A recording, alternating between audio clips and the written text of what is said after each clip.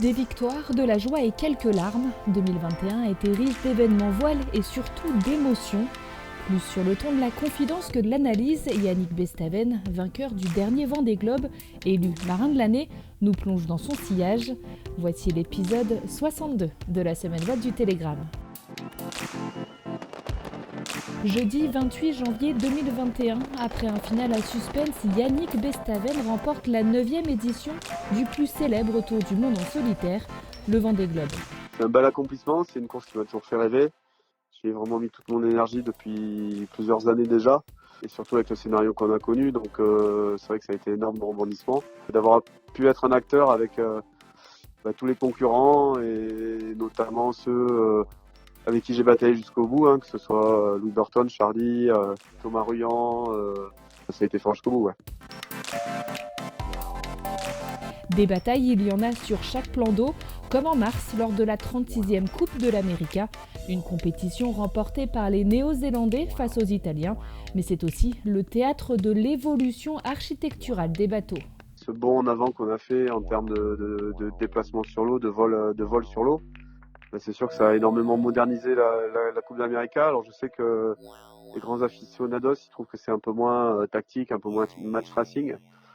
Néanmoins, moi je trouve ça très spectaculaire. Et même si pour la finale, moi j'étais plutôt pro-italien, parce que j'ai mon ami Philippe Presti d'Arcachon qui drivait l'équipe, et j'aurais vraiment voulu que les Italiens ramènent le trophée en Europe pour déjà voir la Coupe d'América en Europe, quoi. Yannick Bestaven a aussi suivi de près le nouveau circuit des Ocean 50, le Pro Sailing Tour, qui a été remporté par l'équipage letton de Sam Goodchild, peut-être parce qu'il a failli y participer. J'avais fait une proposition à l'époque pour acheter le bateau de Erwan Leroux. Ma proposition n'avait pas été acceptée, sinon je serais en multi 50 et j'aurais pas fait le Vendée Globe. Tu vois, des fois ça se joue pas. Donc voilà, mais je trouve que c'est des super bateaux, des beaux petits bolides. Puis surtout j'aime bien la jauge et la classe. Ils ont su vraiment bien arbitrer l'explosion des coups, notamment en faisant une monotypie sur les foils, en limitant les matériaux de construction. Je pense qu'ils ont vraiment bien cadré le coup des bateaux. Le championnat qu'ils ont monté cette année notamment avait vraiment du sens, avec des courses inshore et offshore. C'est une classe qui a eu des difficultés il y a quelques années. Et là on voit de plus en plus de projets, ils sont de plus en plus nombreux. Une classe de multicoques qui monte et une autre qui connaît des difficultés sur le tour voile. Pour sa 44e édition, seuls 10 équipages de Diam 24 ont répondu présent. Le grand rendez-vous de cet été 2021 a été les Jeux Olympiques de Tokyo.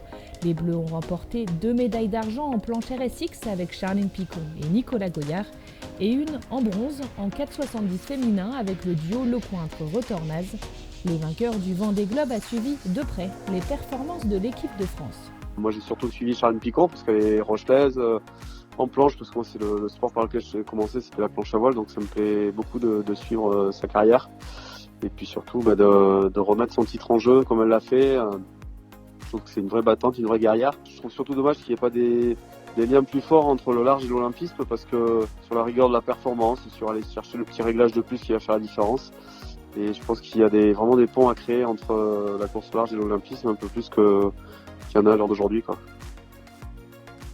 Ces petits plus, cette rigueur et cette course à la régularité, c'est ce qui fait aussi le sel de la solitaire du Figaro. Depuis 52 éditions, la mythique épreuve n'a pas cessé d'aller puiser dans les réserves des marins. Cette année, elle a consacré le sudiste Pierre Quiroga. C'est très exigeant, la solitaire du Figaro, ça se joue toujours sur un détail. C'est vrai que je regardais pas spécialement Xavier Macaire, parce que Xavier il est passé toujours très près de la première place. Et voilà, et là il fait deuxième, mais bon, ça reste des marins très très très talentueux. Et les 3 premiers, c'est sûr qu'ils ont un grand avenir dans la voile et dans la course au large. Le très haut niveau était aussi au rendez-vous lors de la 15e édition de la Transat Jacques Vabre. Au menu, le retour des ultimes. Il y avait donc 4 classes de bateaux sur la ligne de départ pour 3 parcours différents. Et pour la première fois, une arrivée jugée en Martinique. Ouais, moi j'aimais bien le Brésil parce que moi je l'ai gagné 2 fois en classe 40, en 2011 et 2015. Après d'arriver encore aux Antilles comme la Route du Rhum, je trouve que ça manque un peu d'originalité. C'est vrai que le Brésil, pour moi la Jacques Vabre a été vraiment attachée au Brésil. La Route du Café, et voilà, donc j'ai un peu regretté de pas pousser jusqu'à Salvador de Bahia ou Itaparica comme avant. Voilà, parce que le parcours, j'ai trouvé qu'il manquait de stratégie, il était pas assez ouvert. Bon, ça, c'était aussi les conditions météo qui ont fait que, à la sortie de la Manche ou du golfe de Gascogne, notamment pendant l'IMOCA, le classement était quasi joué. Ça s'est joué que sur la différence de potentiel de bateau. Il n'y a pas eu de grands choix tactiques à faire. Donc voilà, je l'ai trouvé un petit peu fade, mais c'est pas de la faute aux organisateurs, c'est vraiment la météo qui a été comme ça. Première arrivée en Martinique, le duo Rogue-Souben gagne en Ocean 50. Le binôme Caudrelier-Camas l'emporte en ultime. Bruyant et Lagravière s'imposent en IMOCA et en classe 40, la victoire revient à Carpentier et Santourdé.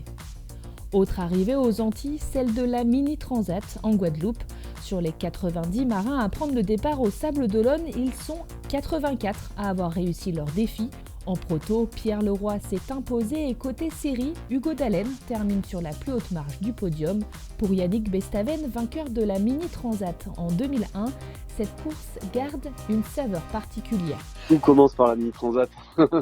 Comment veux-tu faire de la course au large si t'as pas fait la Mini Transat?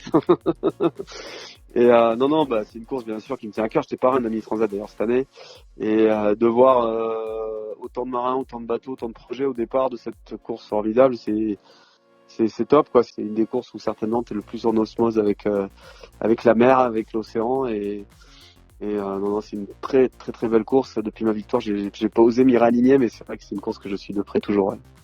Élevé au grade de chevalier d'honneur par le président de la République et élu marin de l'année, Yannick Bestaven se souviendra longtemps de cette année 2021. Et tout ça la même journée, j'y aurais pas cru. Hein. C'était le 6 décembre, quelle journée? Je commence à l'Elysée, j'ai fini à l'Olympia. Ça a été très très fort. Et puis marin de l'année, c'est vrai que quelques minutes avant, Franck Hamas était venu me dire, tu vois, c'est toi cette année qui va avoir le trophée. Je préférais même pas y penser parce que moi déjà je sortais de l'Elysée, déjà c'était grandiose. Et les deux cumulés, ça fait beaucoup pour un seul homme en une seule journée. Maintenant cap sur 2022 avec un événement majeur à l'automne, la Route du Rhum, destination Guadeloupe.